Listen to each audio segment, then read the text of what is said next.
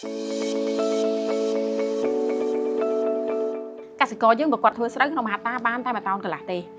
បើសិនជាគាត់ធ្វើបន្លែគាត់បានក្នុងមហាតាគាត់បានពី8តោនចន្លោះពី8តោនទៅ14តោននៅក្នុងមហាតាដី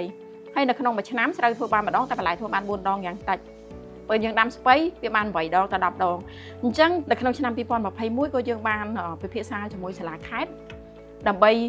យើងបង្ហាញពីបញ្ហាប្រឈមទាំងអស់ហ្នឹងទឹកក៏យើងអត់មានខែប្រាំងឡើងយើងត្រូវរត់ទៅដាំនៅមាត់ទន្លេ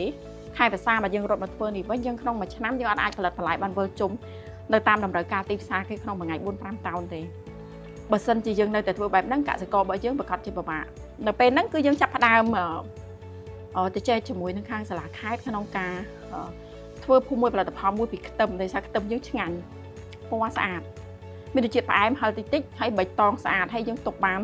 យូរក្នុងឆ្នាំ2021យើងបានទទួលវិញ្ញាបនបត្រភូមិមួយផលិតផលមួយបញ្ជាក់ពីខ្ទឹមបើតែនិយាយពីខ្ទឹមគេស្គាល់តែខូតភ្លាមក្រុមកសិកម្មតែខូតមានចេញក្តីសង្ឃឹមអ្វីដែលយើងខ្វះគឺខ្វះបច្ចេកវិទ្យាខ្វះបច្ចេកទេសនៅក្នុងការលក់ផលិតផលរបស់យើងព្រោះយើងត្រូវ connect ផលិតផលរបស់យើងទាំងអស់ទៅកាន់ទីផ្សារអញ្ចឹងជាដំណោះស្រាយគឺយើងទទួលបានផ្លែផ្កានៅក្នុងឆ្នាំ2024ច្រើនដោយសារគម្រោងស៊ីតចូលមកចាតាមរយៈសមាគមកម្ពុជា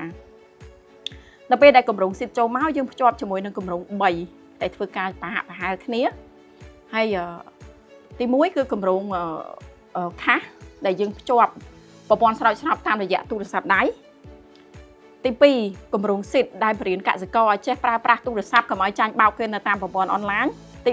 3ការគ្រប់គ្រងហិរញ្ញវត្ថុដែលប្រើ app ចាអញ្ចឹង3ហ្នឹងខ្ញុំគិតថាវាជារឿងសំខាន់ដែលកសិករគាត់ត្រូវតែទទួលយកក៏ដូចជាមនុស្សវ័យចំណាស់ដែលគាត់ត្រូវតែយល់ដឹងពីរឿងអស់ហ្នឹងដែរនៅក្នុងការបរិញ្ញាខាសនេះយើងមានសមាជិកជាង400នាក់ដែលចូលរួមនៅក្នុងនោះស្ត្រីជាង300នាក់បច្ចុប្បន្នខ្ញុំឃើញគាត់ចេះផុសតាក់ទងនឹងការលក់ផលិតផលរបស់គាត់ថាគាត់មានខ្ទឹមគាត់មានជី